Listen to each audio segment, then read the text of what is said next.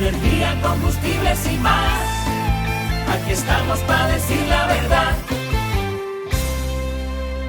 Estamos de regreso aquí en su programa Energía, Combustibles y más. Ya le hemos dado en el día de hoy las noticias, asimismo los datos breves en materia de energía y de combustibles. Y ahora pues vamos a una cápsula que nos da pues nuestro asesor, analista en materia de inversión en fondos de inversión y en bolsa de valores en los Estados Unidos, Miguel Andújar. Y él nos va a hablar sobre los mitos de los precios de la gasolina. Buenas noches, Miguel, ¿cómo estás? Muy buenas noches, Luis. Muy buenas noches, Ignacio. Muy buenas noches, José. Buenas. Fíjense, Miguel. antes que nada, yo quisiera hablar de recordar que mañana es mañana no, el jueves es el reporte de energía de los Estados Unidos, que tradicionalmente es los miércoles, pero por el día feriado será el lunes.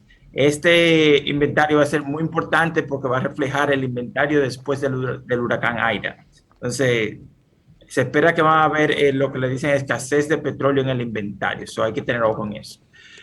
Pero yendo al tema, como anunció Luis, hoy vamos a hablar sobre el mito de la gasolina, de los precios de la gasolina. Uno de los temas que a mí siempre me ha llamado mucho la atención porque se tiene la leyenda urbana, para decirlo así, de que la República Dominicana es el país que paga la gasolina más cara. Y yo de manera, entre amigos, siempre he dicho de manera privada que eso no es así. Ni siquiera la más cara de América Latina. Y como decía Luis ahorita anunciando los precios, estábamos más o menos en el promedio al nivel global y nosotros no producimos petróleo, que es primordial para eso. Y hay que entender algo básico, que es qué compone el precio de la gasolina, que eso se ha hablado muchísimo: comercialización, distribución, el transporte del mismo, el impuesto y también los márgenes de la refinería. Yéndonos a lo del transporte, que eso es algo muy elemental, sobre todo hoy en día. Veía en el reporte de Bloomberg la semana pasada que el caos con el transporte en el día de hoy es tan tal que hay fletes, la ruta, por ejemplo, porque se manejan por rutas, la ruta China-Estados Unidos es mucho más cara, un 500% que hace 8 o 10 meses. Sin embargo, la ruta de Estados Unidos a China a la misma distancia está a un nivel inferior como en un 75%. La discrepancia es tan grande que hay fletes que prefieren ir a la China vacío y regresar a China y exportar más producto a los Estados Unidos. Eso es un factor que hay que tomar en el precio de la gasolina. Otro ejemplo que se puede ver es en los mismos Estados Unidos.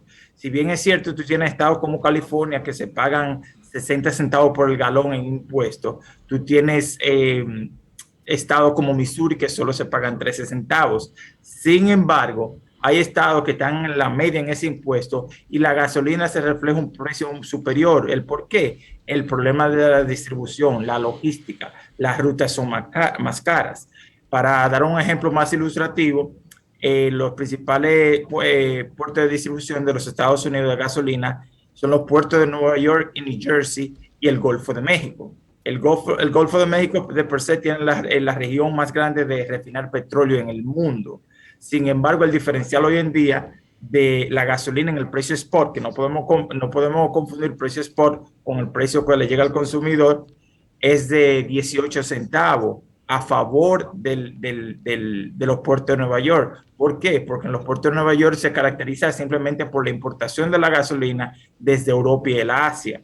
En la región del Golfo se utiliza para la exportación. Entonces se crea cierta competencia entre unos puertos y el otro, y por lo regular beneficia al Golfo de México porque ese es el que se utiliza para exportar a países del Caribe y América Latina en sentido general. Entonces hay que ver eso también. Pero otro ángulo del que hay que ver el precio de la gasolina es que tú no puedes comparar la República Dominicana, que no produce, con un país como, por ejemplo, los Estados Unidos, que produce y se endeuda en su propia moneda. O sea, eso es es una comparación ilógica.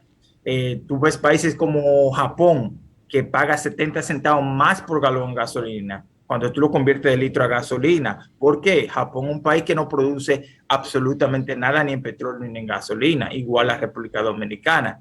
Hay gente, por ejemplo, que dicen, bueno, Venezuela produce petróleo y Venezuela solo cobra 7 centavos el galón de gasolina. Pero cuando tú lo traduces al poder de compra con el promedio del salario del dominicano y el venezolano o en Venezuela, el poder de compra del galón de gasolina en Venezuela es 25% inferior que el de la República Dominicana.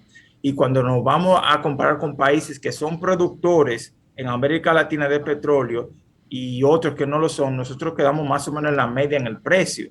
Eso es algo que hay que tomar en cuenta. Y por último, en este último año, cuando vemos los aumentos de la gasolina, volviendo a lo que decía Luis anteriormente sobre el esfuerzo que se hace para mantener los precios donde están, la República Dominicana ha reflejado un 22% de incremento en el precio de la gasolina en este año. Sin embargo, países como Argentina han experimentado 49%, Estados Unidos 25% a nivel general. Entonces, al final del día hay que tener cuidado cuando uno dice que la República Dominicana es donde se paga la gasolina más cara, lo cual no es cierto.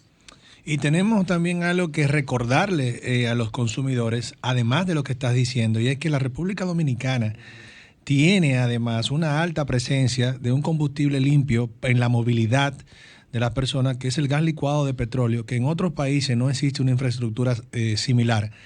La infraestructura que hay aquí en gas licuado de petróleo, el propano, las envasadoras, lo que conoce el consumidor de esa manera, están sumamente diseminadas por todos los lados, las hay bastante, y esto es una alternativa para palear un poco con los precios y los movimientos del barril internacional. Ojo, el gas licuado de petróleo igual también depende en cierta medida del movimiento de los barriles, pues sale de, digamos, también en parte sale de los barriles de petróleo.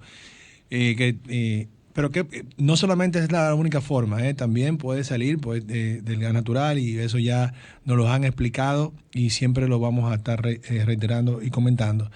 Pero la idea que le quiero transmitir de lo que le estoy comentando es que además de que tenemos un precio promedio aceptable para no ser productor, tenemos aquí el gas licuado de petróleo con una infraestructura bastante grande que está a precios bastante asequibles, nos ayuda a palear esta situación. Muchos vehículos se mueven a gas licuado de petróleo, y asimismo tenemos también otro combustible fósil limpio, que es el gas natural, que está ahí y cada vez pues está subiendo más. También nos ayuda a palear más la situación en la movilidad, el tema de los precios.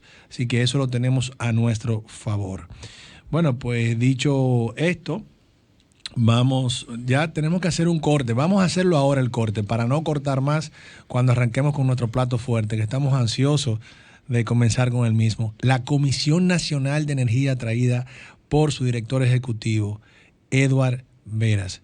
En breve volvemos. Vámonos a la pausa, por favor.